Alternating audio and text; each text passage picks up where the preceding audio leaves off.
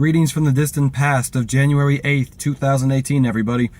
I just got out of the 12 strong, and as much as I love to go home and post this up so you all can go see this movie, review embargo. Sorry.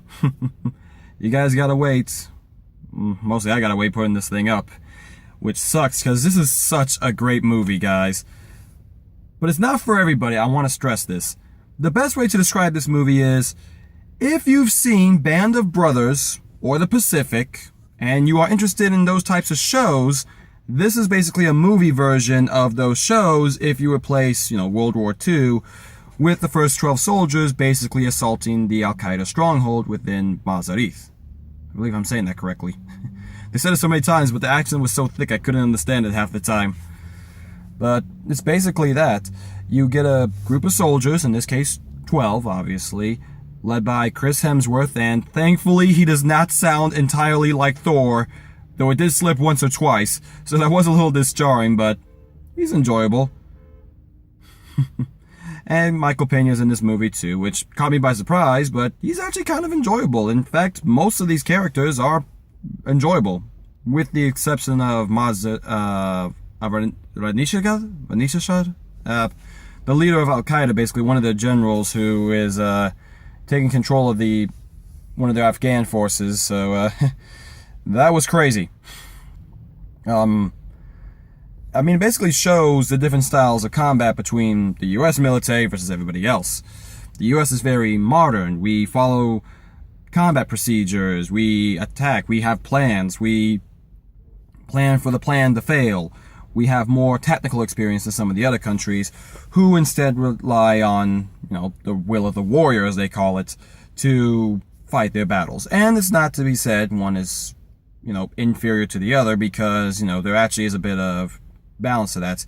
If you try to be so analytical when actual combat happens, you won't be able to properly process what's going on, and then bad things happen. So you need to be able to balance it. And Chris Hemsworth, by the end of this movie, actually does have a good balance to his logical and emotional side. And the action scenes are shot very well.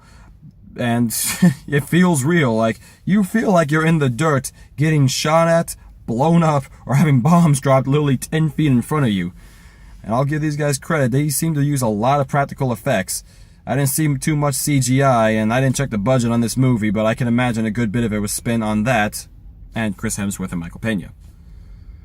The rest of the cast is actually very enjoyable. His second in command, all the soldiers, even though you don't know their names, and that's kind of a bad thing, they really don't introduce it that much, you get a feel of the characters and what they represent. They feel human, which is something all too real that really, touches you here. And I should kind of give a warning, if you're a little bit, I shouldn't say the word squeamish, but very just don't want to see something horrible happen. They do use actual footage in the beginning to build everything up. The assassination of the North Alliance leader, Al-Qaeda falling, the bombing of the World Trade Centers, blowing up of the U.S. battleship, and then just you actually see the footage of the World Trade Centers, and it's tough to watch. Even all these years later, it is very tough to watch that, anyone who was old enough to remember knows where they were when they found out. And it's still tough to watch all these years later. And it does kind of, spur you on to want to watch these guys go in there and kick the crap out of those pathetic cowards that would do something like that. It really gets you going. And yes, I know from a plot standpoint, it might be tough logically within movie structure world. The premise is weak. Okay, it's a revenge plot, but it's a revenge plot based on real-world events. And that's why it's tough to kind of rate this movie, is because as a technical movie, it doesn't seem to flow with a great narrative. There's no actual real climax. There's a couple of climaxes. And I don't know how close this is to the actual source material, because I haven't read the declassified, story. But it feels real enough that it doesn't seem that they, hammed it up a lot. Even at the end, they do go in and, just like in Lone Survivor, they show, where they are now, basically. And there's even a nice little nod to the fact that, the general that they're working for, the Duzarth, he's actually, in 2014 was elected the vice president of Afghanistan, so that's kind of interesting. He might still be in power, and supposedly he still stays in contact with Chris Hemsworth character, Michael, I believe his name is. Like I said, that's the one downside. Is like, as a movie, I feel like I should be more enveloped in the characters, and I am, but I don't know their names, and I don't know them by their type. I just recognize them by their face, and most of them do have, significant facial structure, so you can tell them apart. And when one gets hurt, you actually feel bad, and it stings you a little bit. And I mean, that's basically the movie. You can't really spoil it. It's a giant fight scene, and spoiler alert, we kick their ass. I don't care about the swearing in this. We kick their ass and we send them packing. Politics, whatever, I don't care what you say. It feels good. And the movie theater kind of agreed with me in that regard. There was, when Rashnish, whatever his name is, gets a bullet in the head, that was enjoyable. Oh, there was some applause. And there was some applause at the end too. So, honestly, I gotta say, if you are a fan of any war movies, like actual good ones, and I don't mean good in the sense that they're trying to be shot well and filmed all dramatic like Dunkirk, which I'm not saying that one's bad, I'm just saying it's a different style. This one's a more realistic depiction of a war movie, much akin to what I said earlier with Band of Brothers, The Pacific, or even if you really want to go into more movie sake, I would say something like Black Hawk Down. Though with thankfully a lot less loss of life in that movie than this one. So it's a good movie. I highly recommend it. I didn't get much, because this was a advanced press screening thing.